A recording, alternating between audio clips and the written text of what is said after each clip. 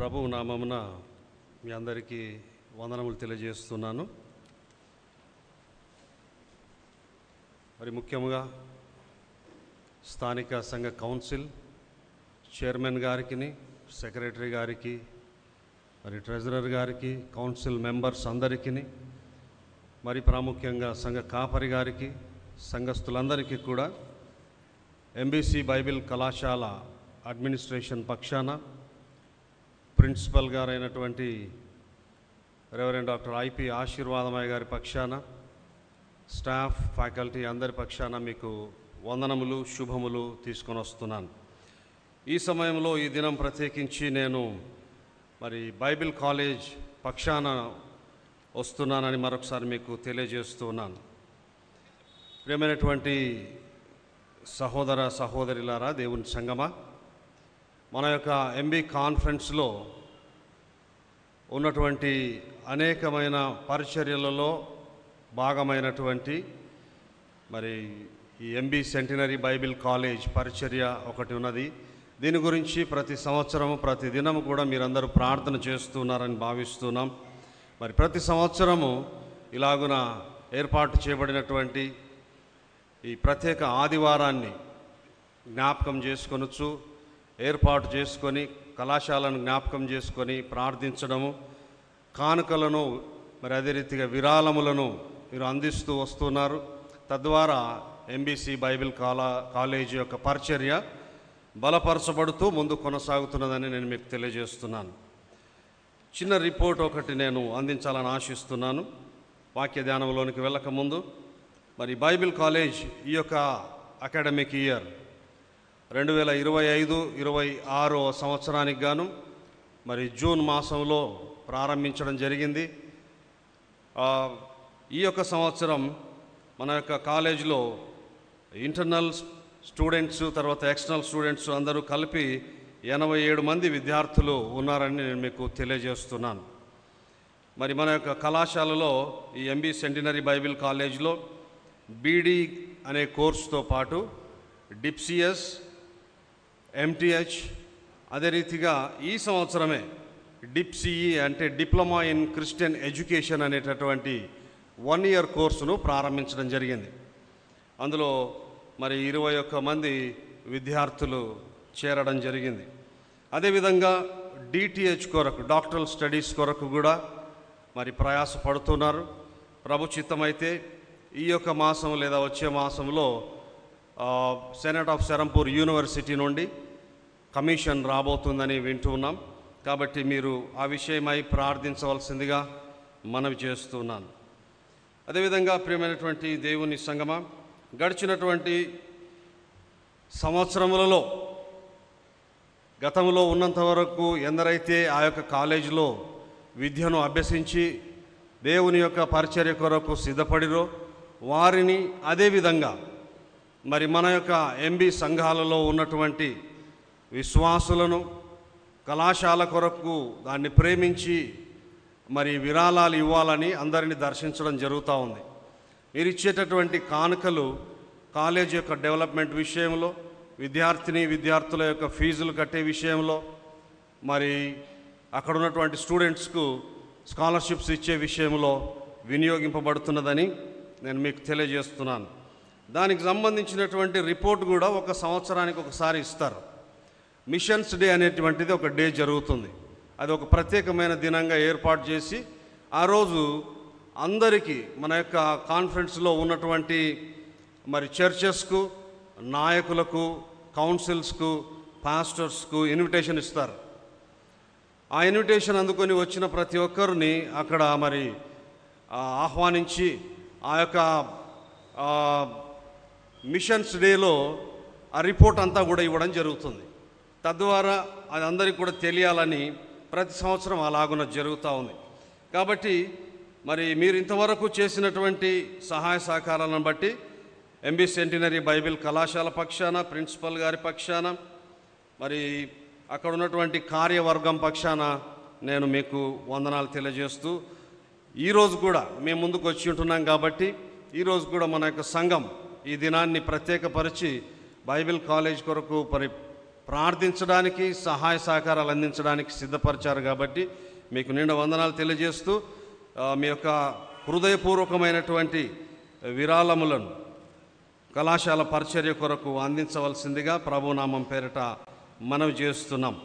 మరి ఈ యొక్క విషయాన్ని గడిచిన దినములలో సంఘ కౌన్సిల్ వారికి తెలియజేసినప్పుడు వారు సంతోషంగా అంగీకరించి ఈ దినాన్ని ఏర్పాటు చేశామని తెలియజేసి రమ్మని ఆహ్వానించారు. కాబట్టి మరొకసారి సంఘ కౌన్సిల్ వారందరికీ కూడా నేను కాలేజ్ పక్షాన నిండా వందనాలు తెలియజేస్తున్నాను.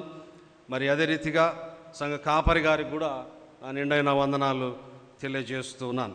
మంచిది ప్రియ దేవుని సంఘమా, ఈరోజు మన యొక్క సంఘములో మరి 2-3 కార్యక్రమాలు ఉన్నాయని వింటూ ఉన్నాను. కొద్ది నిమిషంలో మనకున్నటువంటి సమయంలో మరి దేవుని వాక్యాన్ని, చదవబడినటువంటి వాక్యంలో నుంచి కొన్ని విషయాలను మరి ధ్యానించాలని, తెలుసుకోవాలని, మనము ఆత్మీయంగా బలపడడానికి మరి వాటిని వినాలని ఆశిస్తూ ఉన్నాను. చదవబడినటువంటి వాక్య భాగంలో మరొకసారి ఒక వచనాన్ని, 20వ వచనాన్ని చదువుతాను. దయచేసి మీరు మీ బైబిళ్లను తెరిచి చూడవలసిందిగా మనవి చేస్తున్నాను. మత్తయి సువార్త 18వ అధ్యాయం 18 నుండి 20 వరకు చదివి వినిపించబడింది. అయితే 20వ వచనాన్ని చదువుకుందాం. ఏలయనగా 2-3 నా నామమున ఎక్కడ కూడి ఉందురో అక్కడ నేను వారి మధ్యన ఉందునని చెప్పెను. అందరం తలలు వంచినట్లయితే ప్రభు సన్నిధిలో ప్రార్థన చేసుకుందాం. మహాపరిశుద్ధుడా, కృపగలిగిన మా పరలోకపు తండ్రి, నీకు వందనములు, స్తోత్రములు అర్పిస్తున్నాం. ఈ ఉదయకాలం మా ప్రభువ మీ సన్నిధానానికి వచ్చి మిమ్మల్ని స్తుతించి ఆరాధించే భాగ్యాన్ని అనుగ్రహించినందులకై వందనాలు. ఈ సమయంలో నీ వాక్యాన్ని మేము ధ్యానిస్తూ ఉండగా నీ దీనదాసుడనైన నన్ను నీ శిలువ చాటున మరుగుపరచుమని మరొక మారు ప్రార్థిస్తూ ఉన్నాం. మీరు నాతోనూ మా అందరితోనూ మాట్లాడమని, ఆత్మీయంగా మమ్మల్ని అందరినీ బలపరిచి నీ బిడ్డలుగా జీవించడానికి సిద్ధపరచుమని యేసుక్రీస్తు ప్రభువు వారి పరిశుద్ధ నామములో స్తుతించి ప్రార్థిస్తున్నాము తండ్రి, ఆమెన్. ప్రియమైనటువంటి దేవుని సంగమా, ఈ ఉదయకాలము చదవబడినటువంటి వాక్య భాగం ఈ మత్తయి సువార్త గురించి ఒకవేళ మనం తెలుసుకోవాలనుకుంటే, మత్తయి సువార్త యేసుక్రీస్తు ప్రభువారి యొక్క దైవత్వాన్ని, ఆయన దైవత్వపు అధికారాన్ని, అదేవిధంగా ఆయన ఈ లోకానికి ప్రభువని, దేవుని యొక్క కుమారుడని, మరి రాజు అని తెలియజేస్తూ ఉంది. ఈ యొక్క పత్రిక లేదా ఈ గాస్పల్, సువార్త పత్రిక రాసినటువంటి మత్తయి గారు బహు స్పష్టంగా తెలియజేస్తున్నాడు.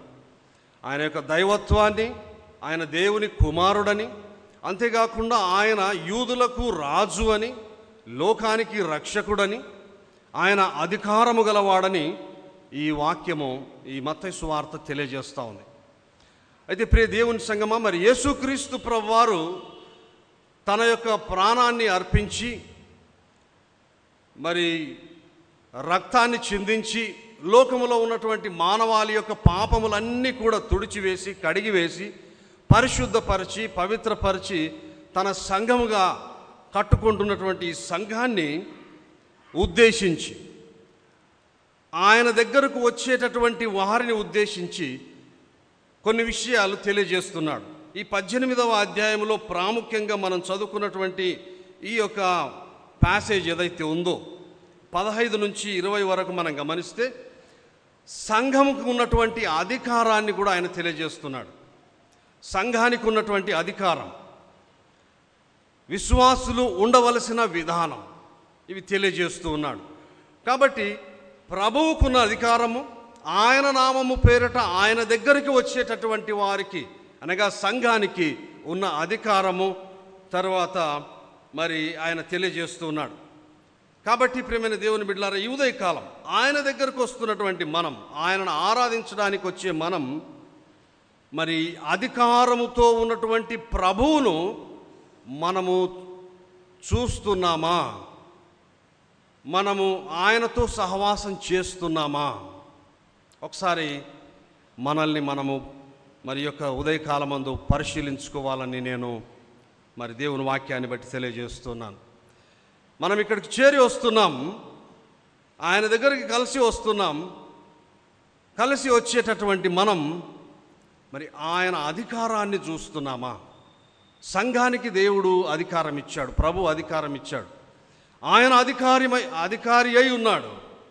ఆయన అధికారములో, ఆయన అధికారము కింద మనము ఆయనను చూడగలుగుతున్నామా? ఒక అధికారి ఉన్నాడు అనుకోండి,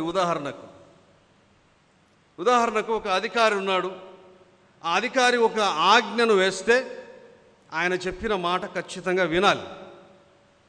ఒక ఆఫీసర్ దగ్గరకు మనం వెళ్ళినప్పుడు వారు కూర్చోండి అంటే కూర్చోవాలి, లేవండి అంటే లేవాలి, ఇది చేయండి అంటే ఆ పని చేయాలి, మీరు వెళ్ళి ఇది చేసి రండి అని అంటే అది చేసి రావాలి మనం ఆయన దగ్గరకు వచ్చినప్పుడు. అలాగున అక్కడ అధికారిని మనం చూస్తాం. అలాగుననే దేవుని మందిరానికి వస్తున్నటువంటి మనం ఆయనను చూస్తున్నామా? ఆయన అధికారాన్ని గుర్తెరుగుతున్నామా? ఒకసారి మనల్ని మనం పరిశీలన చేసుకోవాలి. 2-3 విషయాలు ఇందులో మనకు కనపడుతూ ఉన్నాయి, లేదా నేను గమనిస్తున్నాను. మీరు అనేక విషయాలు కూడా గమనిస్తూ ఉండవచ్చు. నేను గమనిస్తున్నటువంటి 3 విషయాలను, లేదా ఇక్కడ చూపిస్తున్నటువంటి ఒక 3 విషయాలను క్లుప్తంగా మనము జ్ఞాపకం చేసుకోవాలని నేను ఆశిస్తున్నాను. ఇది సంఘానికి ఇస్తున్నటువంటి, మరి ప్రభు సంఘానికి ఇస్తున్నటువంటి మాటలు ఇవి. చూడండి, ఇక్కడ 20వ వచనాన్ని మనం చూద్దాం. తర్వాత 19వ వచనాన్ని, 18వ వచనాన్ని, ఇలాగున మనం వెనకకు వెళ్దాం. ఇక్కడ మనం గమనించినట్లయితే ఈ చదివినటువంటి 20వ వచనములో ఎక్కడ ఇద్దరు ముగ్గురు నా నామమున ఎక్కడ కూడి ఉందురో అక్కడ నేను ఉంటాను అని అంటున్నాడు. ప్రియ దేవుని సంగమా, ఇక్కడ ఇంతమంది మనం ఉన్నాం. 2-3 కాదు, 30-40 మంది ఉంటాం, ఇంకా ఎక్కువనే ఉండవచ్చు. మనం ఎంతోమంది ఇక్కడ ఉన్నాం. ఇక్కడ ప్రభు ఉన్నాడా? ఆయన చెప్తున్నాడు, ఇక్కడ యేసుక్రీస్తు ప్రభు వారు పలికిన మాటలే ఆయన చెప్తున్నాడు. ఎక్కడ 2-3 నా నామమున కూడి ఉందురో అక్కడ నేను వారి మధ్యన ఉందును అని చెప్తున్నాడు. ఇక్కడ ప్రభువు ఉన్నాడని మరి గుర్తెరుగుతున్నామా? ఈ ఉదయకాలము చదువుకున్నటువంటి వాక్య ధ్యానము 75వ కీర్తన ఉత్తర ప్రత్యుత్తర రీతిగా చదువుకున్నటువంటి వాక్య భాగంలో ఇంతవరకే మనకు సంఘ కాపరి గారు తెలియజేశారు. ఆ వాక్యాన్ని మనకు విపులంగా వివరించారు. ప్రభువు మన మధ్యలో ఉంటాడు, దేవుడు మనతో ఉంటాడు, మన మాట వింటాడు, మన ప్రార్థన వింటాడు, మనకు ఏది అడిగినా కాదనకుండా ఆయన ఇస్తాడు. అయితే ప్రియ దేవుని బిడ్డలారా, ఇక్కడ 2-3 కూడి ఉంటే వారి మధ్యలో నేను ఉంటున్నాను అని చెప్తున్నాడు. ఇప్పుడు ఇక్కడ ఉన్నాడని నువ్వు గుర్తెరుగుతున్నావా? చూస్తున్నావా ఆయనను? ప్రియ దేవుని బిడ్డలారా, చాలా సందర్భాల్లో ప్రియ దేవుని సంగమా మనం అందరం కలుస్తాం. ఒక కార్యక్రమం కొరకు కలవచ్చు, లేదా ఆరాధనకే కలవచ్చు, కానీ మనస్ఫూర్తిగా మనం కలుస్తున్నావా? మన ప్రాణ ఆత్మలు, దేహము, మన మనస్సు, మన హృదయము అంతా కూడా ఆయన సంపూర్ణంగా, పూర్ణ హృదయంతో, పూర్ణ ఆత్మతో, పూర్ణ మనస్సుతో మనం ఆయనను ఆరాధించాలంట. అలాగున ఆరాధిస్తున్నటువంటి మన మధ్యలో ఆయన ఉంటాడు. ఆయన అంటున్నాడు, నా నామమున అనే మాట ఇక్కడ ప్రత్యేకంగా మనం చూడవలసిన వారమై ఉన్నాం. మనము ఎలాగున వస్తున్నాం దేవుని మందిరానికి? ఆయనను చూడాలంటే ఆయన నామము పేరిట మనం కలవాలి. ఏదో కలవడానికి కలవకూడదు. ఏదో సండే కాబట్టి వచ్చి కలుద్దామంటే ఆయనను చూడలేము. ఆయన అధికారాన్ని మనం చూడలేము. మనం అడిగింది ఆయన ఇస్తున్నాడని నమ్మకంతో మనము అడగలేము. ఏదో వస్తున్నామంటే వస్తున్నామనే మాదిరిగా ఉంటుంది. కాబట్టి ప్రియ దేవుని బిడ్డలారా, నా నామమున, ఆయన నామము ఏంటిది? కృపా సత్య సంపూర్ణుడు ఆయన వెలుగై ఉన్నాడు, ఆయన సత్యమై ఉన్నాడు, ఆయన వాక్కు అయి ఉన్నాడు, ఆయన సజీవుడై ఉన్నాడు, ఆయన జీవాహారమై ఉన్నాడు, ఆయన జీవజలమై ఉన్నాడు. ఇవన్నీ కూడా ఇదిగో నీకు ఇచ్చేటటువంటి విడుదలనిస్తున్నాయి. ఇవన్నీ నిన్ను పోషిస్తున్నాడు జీవాహారమై, జీవజలమై ఇదిగో నిన్ను సంతోషభరితంగా ఉంచుతున్నాడు. ఆయన నీలో వెలుగై నీలో చీకటిని పారద్రోలుతున్నాడు. అలాగున ఉన్నాడని నువ్వు అనుభవిస్తున్నావో ఆ అనుభవంతో ఆయన నామం పేరిట నువ్వు రావాలి. ఆయన సన్నిధికి నీవు నేను మనం వస్తే ఆయనను అక్కడ మనం చూస్తాం. ఆయన అధికారాన్ని మనం చూస్తాం. ఆయన అధికారం మన పైన ఎలా పని చేస్తుందో మనం చూడగలుగుతాం ప్రియ దేవుని సంగమ. కాబట్టి ఇక్కడ మనము కూడుకోవాల్సిన అవసరత ఉన్నది. We should come together, we should gather together in he's name. ఆయన నామములో మనము కూడుకోవాలి, కూడి ఉండాలి. ఆయన నామం లేకుండా మనం కలుసుకుంటే అక్కడ అంతా కూడా ఎలా ఉంటుందంటే కీర్తనలో 1వ కీర్తన మొదటి 2 వచనాల మాదిరి ఉంటుందన్నమాట. హేళన చేయడము, మరి అపహసించడము, ఇతరుల గురించి వేరుగా మాట్లాడుకోవడం, మన ఆనందము మన పైశాచికం కొరకు మనం ఏదైనా చేయొచ్చు మనం కలుసుకున్నప్పుడు. కానీ ఆయన నామం పేరిట కలుసుకున్నప్పుడు మనలో ఇవన్నీ కూడా కలుగుతాయి. కాబట్టి ప్రియ దేవుని బిడ్డలారా, మనం ఆయనను చూడాలి. ఆయనను ఆరాధించుటకు వచ్చిన మనం ఆయనను చూడాలి. ఆయన అధికారంలో మనం ఉండాలి. ఆయనను చూడాలంటే మనం ఆయన నామం పేరిట రావాలి. రెండవ విషయాన్ని 19వ వచనంలో ఒక మాట ఉంది ఇక్కడ. మరియు మీలో ఇద్దరు తాము వేడుకొను దేనిని గూర్చి అయినను భూమి మీద ఏకీభవించిన ఎడల అది పరలోకమందున్న నా తండ్రి వలన వారికి దొరుకునని మీతో చెప్పుచున్నాను. మనం ఇక్కడ చూడాలి, ఏం చూస్తున్నాం? ఏకీభవించడం అనేటువంటి మాట చూస్తున్నాం. We should agree. ఇద్దరము కలిసి కూడి ప్రార్థించాలి, మరి ఏకీభవించి ప్రార్థించాలి. ఏకీభవిస్తున్నామా? చాలామందిని కలుసుకుంటాం ఇలాంటి ఆరాధనల సమయంలో. ఎక్కడ ఏ కార్యక్రమం ఉన్నా, ప్రాముఖ్యంగా ఆరాధన సమయంలో లేదా ప్రార్థించే సమయంలో మనందరికీ ప్రార్థనలు అంటే ఎంతో ఇష్టం. క్రైస్తవ సంఘానికి ప్రార్థననే ఊపిరి అని దేవుని వాక్యం తెలియజేస్తూ ఉంది. కాబట్టి ఈ ప్రార్థన ఒక ఊపిరిగా ఉండాలి. ఆ ఊపిరి అయినటువంటి ప్రార్థన నెరవేర్చబడాలంటే, అంటే మనకు ఉచ్ఛ్వాస నిశ్వాసాలు కలిగిస్తూ మన జీవితాన్ని పొడిగింపజేయాలి అంటే ఇద్దరము ఏకీభవించి ప్రార్థించాలి. ఊకే 10 మందిని కూర్చొని ప్రార్థించినంత మాత్రాన ప్రార్థన నెరవేర్చబడదు. సంఘమంతా కూర్చొని ప్రార్థించినంత మాత్రాన ప్రార్థన నెరవేర్చబడదు. మీరు ఏకీభవించి ప్రార్థించమని దేవుని వాక్యం యేసుక్రీస్తు ప్రభువారు తెలియజేస్తున్నాడు. ఇది సంఘానికి ఇస్తున్నటువంటి, సంఘాన్ని డిసిప్లిన్ చేయడానికి ఇస్తున్నటువంటి మాటలు. ఈ మాటలు యేసు ప్రభువారు ఇస్తున్నారు. ఈ ప్యాసేజ్ అంతా కూడా చర్చ్ డిసిప్లిన్ గురించి మాట్లాడుతుంది. కాబట్టి చర్చ్ అంటే ఎవరు? విశ్వసించినటువంటి మనమే. కాబట్టి మనందరం ఒక డిసిప్లిన్లో నడవాలి. మనమందరం ఒక డిసిప్లిన్లో నడవాలని దేవుడు సంఘానికి ఇస్తున్నటువంటి మాటలు.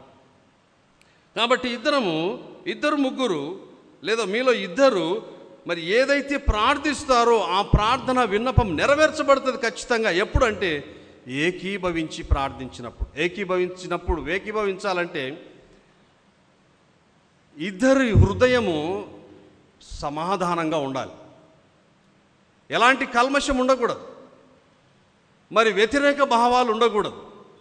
ఒకరినొకరు ప్రేమించాలి, ఒకరినొకరు గౌరవించాలి, ఒకరికొకరు సహకారం అందించాలి.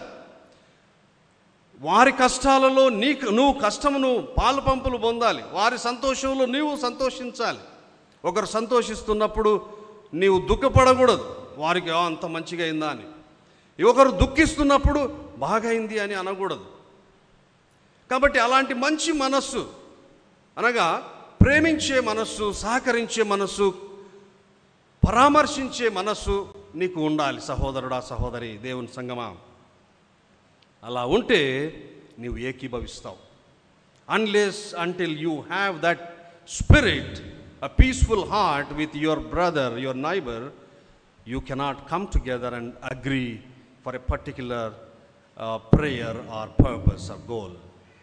ఒక ఉద్దేశాన్ని నువ్వు అగ్రి చేయాలంటే ఇద్దరు కలిసి మరి దాన్ని ఏకీభవించాలంటే మీరు దాన్ని ఒకరి హృదయం ఒకరు సంపూర్ణంగా సంతోషంగా ప్లెయిన్గా ఉండాలి, ప్రేమ కలిగి ఉండాలి అని దేవుని వాక్యం మనకు చెప్తుంది. మనం ఎలా ఉన్నాం సహోదరుడా, దేవుని సంగమా, సహోదరి, నీవు ఎలా ఉన్నావు? ఒకసారి ఉదయకాలము నిన్ను నువ్వు పరిశీలన చేసుకోవాలి. దేవుని సంగమా, మన ప్రార్థనలు నెరవేర్చబడతాయి. అడుగుడి మీకు ఇవ్వబడునని వాగ్దానం చేశాడు ప్రభు. ఖచ్చితంగా ఇస్తాడు. ఆయన చెప్పి మాట తప్పే మనలాంటి మనిషి కాదని దేవుని వాక్యం తెలియజేస్తూ ఉంది. అఫ్కోర్స్ ఆయన శరీరధారి అయి వచ్చాడు, కానీ మనలాగా మాట్లాడేవాడు కాదు, లేదా మాట తప్పేవాడు కాదు. ఆయన చెప్పాడంటే చేస్తాడు, చేసిందే చెప్తాడు. కాబట్టి నువ్వు అడిగితే ఇస్తానన్నాడు, ఖచ్చితంగా ఇస్తాడు. అడిగి చూడండి.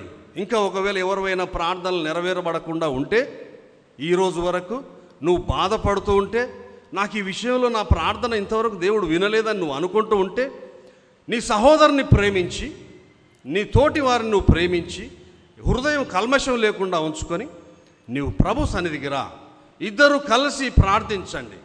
సహోదరులు లేదా సహోదరులు లేదా కుటుంబం ప్రార్థించండి. ఖచ్చితంగా దేవుడు మీ మొర ఆలకిస్తాడు, జవాబు అనుగ్రహిస్తాడు. మూడో విషయాన్ని మనం గమనించుదాం ప్రియ దేవుని బిడ్డలారా. 18వ వచనం, భూమి మీద మీరు వేటిని బంధింతురో అవి పరలోకమందును బంధింపబడును, భూమి మీద మీరు వేటిని విప్పుదురో అవి పరలోకమందును విప్పబడును అని చెప్తా ఉన్నాడు. నిశ్చయముగా చెప్తున్నాడు. ఇది సంఘానికి ఇవ్వబడిన అధికారం. ప్రియ దేవుని బిడ్డలారా, సంఘముగా మనందరం మంచి హృదయంతో అందరం కలిసి ప్రభు నామం పేరట కలుసుకుంటూ మంచి హృదయంతో మనం ప్రార్థిస్తే, మనం ఏదైతే అవును అంటామో అది అవును అవుతుంది, మనం ఏదైతే కాదు అంటామో అది కాదు. అంతే. అది దేవుడు తెలియజేస్తున్నటువంటి మాటలు. ఇక్కడ మనం ఏదైతే చేయాలనుకుంటామో ఆ పని నెరవేర్చబడుతుంది. అంతే, ఆటంకం ఏముండదు. ఏదైతే చేయొద్దు అని సంఘముగా మనము మరి దాన్ని బంధిస్తామో అది బంధింపబడుతుంది. యేసుక్రీస్తు ప్రభువారు ఈ లోకానికి వచ్చి శరీరధారిగా ఆయన మరి మనము చూస్తాం. లూకా సువార్త 4:18 నాజరేత్ మేనిఫెస్టో యేసు ప్రభువారు వచ్చినటువంటి కారణం అక్కడ కనపడుతుంది. ప్రభు ఆత్మ నా మీద ఉన్నది, సువార్త ప్రకటించడానికి అభిషేకం పొందాడు, చెరలోనున్న వారికి విడుదలను, గ్రుడ్డి వారికి చూపును, నలిగిన వారిని విడిపించడానికి, ప్రభు యొక్క హితవత్సరాన్ని, సంతోషకరమైన the year of jubilee, to declare the year of jubilee, సంతోషమును, ఆ సంవత్సరాన్ని ప్రకటించడానికి, విడుదలనివ్వడానికి, బంధకాలను తీసివేయడానికి, ఇగో గ్రుడ్డితనాన్ని తీసివేసి చూపును అనుగ్రహించడానికి, సువార్త ప్రకటించడానికి, అంటే పాపములో నుంచి విడుదల ఎలా పొందాలో అది తెలియజేయడానికి యేసుక్రీస్తు ప్రభువారు ఈ లోకానికి వచ్చాడు. కాబట్టి ప్రియమైనటువంటి దేవుని బిడ్డలారా, బంధించడము, దానిని విడుదల కలిగించడము, ఇవన్నీ కూడా మరి యేసు ప్రభువారిలో చూస్తున్నాం. సంఘానికి అదే బాధ్యత ఇవ్వబడింది. కాబట్టి ప్రియమైన దేవుని సంఘమా, దేవుని బిడ్డలారా, సంఘం దేవుని యొక్క అధికారములో ఉండాలి. సంఘము ప్రభు ఇచ్చినటువంటి అధికారముతో ఒక క్రమబద్ధమైనటువంటి ఆత్మీయ విశ్వాస జీవితం కలిగి ప్రభువుకు లోబడి మనము నడిచినట్లయితే మన జీవితాలు సంతోషదాయకంగా, ఆనందదాయకంగా ఉంటాయి. కాబట్టి మనము హెబ్రీ పత్రికలో చూస్తాం, కొందరు మానుకొనుచున్నట్టుగా మీరు సమాజముగా కూడుట మానకుడి అనే మాట అక్కడ మనం చూస్తాం 9వ అధ్యాయంలో. కాబట్టి ప్రియ దేవుని సంగమా, సమాజముగా కూడుట మానకూడదు. మనం ఎప్పుడైతే ఆయన నామం పేరిట కలుసుకుంటామో ఆయనను చూడడానికి ప్రయాసపడాలి. అదే మనం ఆశించాలి. ఎప్పుడైతే ఆయనను చూడడానికి ఆశిస్తామో ఆయన అధికారానికి లోబడాలి. సంఘానికి అధికారం ఇచ్చాడు. సంఘం ఏది చేద్దాము అంటే అది చేయాలి, ఏది వద్దు అంటే అది చేయకూడదు. అది దేవుడు మనకి, సంఘానికి, విశ్వాసులకు ఇస్తున్నటువంటి మాట. ప్రియ దేవుని బిడ్డలారా, ఒక ఉదాహరణ చెప్పి నేను ముగిస్తాను. డాక్టర్ బిఆర్ అంబేద్కర్ గారు ఉన్నారు కదా, ఆయన యొక్క స్లోగన్ ఒకటి ఉంటుంది, ఎడ్యుకేట్, ఎడ్యుటేట్ అండ్ ఆర్గనైజ్. లేదా చదువు, సో మరి ఫైట్ చేయమంటాడు ఆయన. చదువుకోవాలి, ఫైట్ చేయాలి, సమీకరించాలి. ఈ యొక్క నినాదాన్ని రాజ్యాంగాన్ని రాసి మన దేశానికి ఇచ్చిన తర్వాత మరి దేశ ప్రజలకు, యువతకు, ప్రజలందరికీ కూడా చెప్పాడన్నమాట. ముఖ్యంగా యువత ఈ విషయాన్ని బాగా మనసులో పెట్టుకుంటారు. చదువుకోవాలి, తర్వాత ప్రయాసపడాలి, ఏదైతే నీకు కావాలో దాని కొరకు నువ్వు పోరాటం చేయాలి, సమీకరించాలి అందరినీ కూడా. ఎందుకొరకు? సత్యము తెలుసుకోవడానికని. ఎప్పుడైతే ఈ 3 పాటిస్తామో అప్పుడే మన రాజ్యాంగము కాపాడబడుతుంది అని చెప్పాడు ఆయన. దాని కొరకే ఈరోజు మన దేశంలో ఉన్న పౌరులందరూ, ప్రజలందరూ, మరి యువకులందరూ, విద్యావేత్తలు పోరాటాలు చేస్తూ ఉన్నారు. కాబట్టి దేశం కాపాడబడుతుంది, రాజ్యాంగం కాపాడబడుతుంది, దేశాన్ని కాపాడుకుంటాం. అలాగుననే ఇప్పుడు మనం చూసినటువంటి 3 విషయాలు సంఘానికి ఇచ్చినటువంటి ప్రభు ఇచ్చాడు.